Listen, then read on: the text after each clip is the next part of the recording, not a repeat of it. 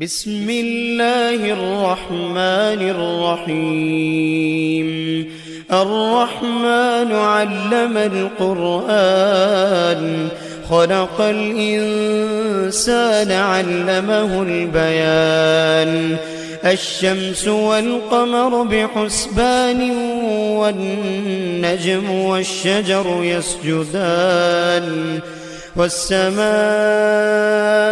رفعها ووضع الميزان، ألا تطغوا في الميزان، وأقيموا الوزن بالقسط ولا تخسروا الميزان.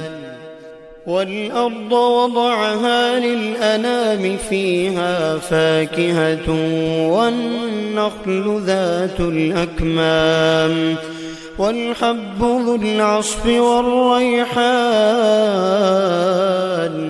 فبأي آلاء ربكما تكذبان؟ خلق الإنسان من صلصال كالفخار، وخلق الجان من مارج من نار. فبأي آلاء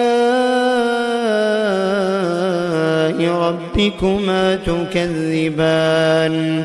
رب المشرقين ورب المغربين. فبأي آلاء ربكما تكذبان؟ مرج البحرين يلتقيان، بينهما برزخ لا يبغيان. فبأي آلاء ربكما تكذبان؟ يخرج منهما اللؤلؤ والمرجان. فبأي آلاء ربكما تكذبان؟ وله الجوار المنشآت في البحر كالأعلام. فبأي آلاء ربكما تكذبان؟ كل من عليها فان، ويبقى وجه ربك ذو الجلال والإكرام. فبأي آلاء ربكما تكذبان؟ يسأله من في السماوات والأرض، كل يوم هو في شأن. فبأي آلاء ربكما تكذبان؟ سنفرغ لكم أيها الثقلان. فبأي آلاء ربكما تكذبان؟ يا معشر الجن والإنس، إن استطعتم أن تنفذوا من أقطار السماوات والأرض فانفذوا، لا تنفذون إلا بسلطان. فبأي آلاء ربكما تكذبان؟ يرسل عليكما شواظ من نار ونحاس فلا تنتصران. فبأي آلاء ربكما تكذبان؟ فإذا انشقت السماء فكانت وردة كالدهان. فبأي آلاء ربكما تكذبان؟ فيومئذ لا يسأل عن ذنبه إنس ولا جان. فبأي آلاء ربكما تكذبان؟ يعرف المجرمون بسيماهم، فيؤخذ بالنواصي والأقدام. فبأي آلاء ربكما تكذبان؟ هذه جهنم التي يكذب بها المجرمون. يطوفون بينها وبين حميم آن فبأي آلاء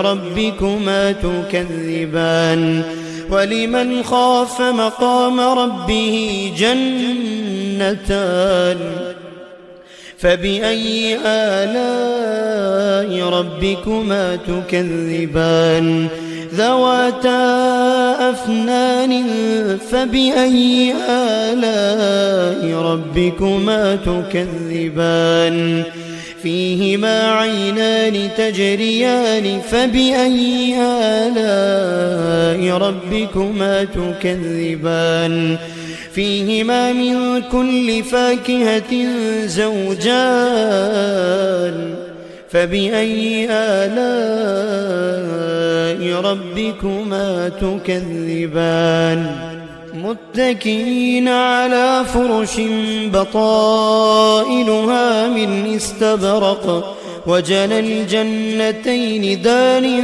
فبأي آلاء ربكما تكذبان فيهن قاصرات الطرف لم يطمثهن إنس قبلهم ولا جان فبأي آلاء ربكما تكذبان كأنهن الياقوت والمرجان فبأي آلاء ربكما تكذبان هل جزاء الإحسان إلا الإحسان فبأي آلاء ربكما تكذبان ومن دونهما جنتان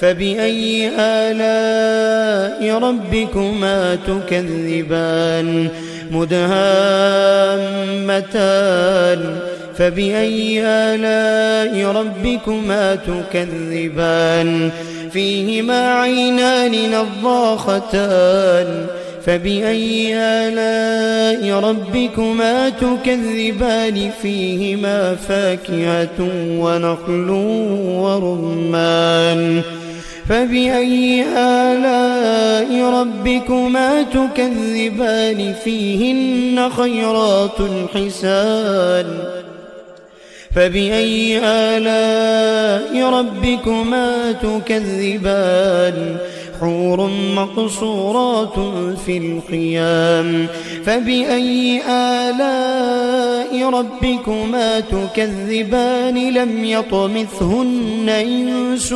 قبلهم ولا جان فبأي آلاء ربكما تكذبان متكئين على رفرف خضر وعبقري حسان فبأي آلاء ربكما تكذبان تبارك اسم ربك ذي الجلال والإكرام